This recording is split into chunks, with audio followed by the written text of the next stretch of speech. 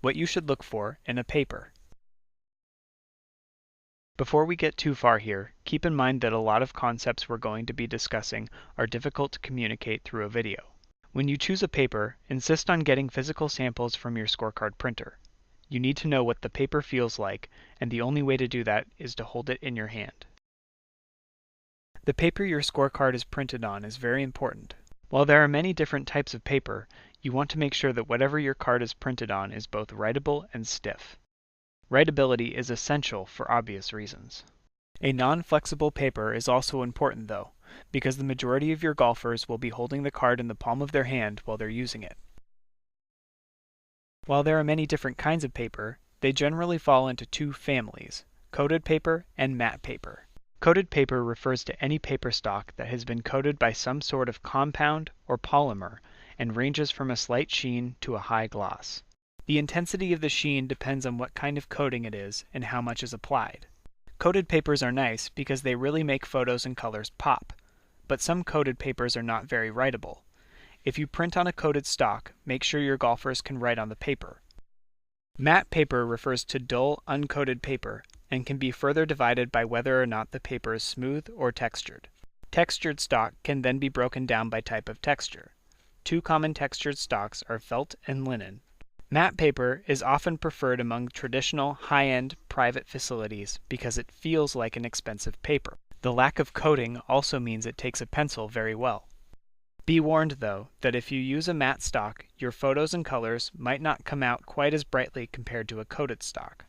Because matte paper is uncoated, the ink from the printing press sinks into the fiber, causing edges to be slightly less defined and colors to be a bit muted. Here you can see the comparison. The first card is printed on coated stock. You can see the colors are very bright and the edges are crisp. The next card is printed on a matte stock, which lends a different feel to the photo. That's not to say you can't use a photo. Many clubs like the distinctive look you get from printing on matte stock. There is also a third type of paper that is coated on one side. A combination of coated and matte paper. This stock is good for clubs that want to have a pretty picture on one side with brilliant colors, but excellent writability on the grid side. Here at Golf Scorecards, our house stock is a coated paper with a very slight sheen. We use it because we think it's the best of both worlds. The coating keeps the colors vibrant while not being overly shiny. It also has excellent writability and stiffness.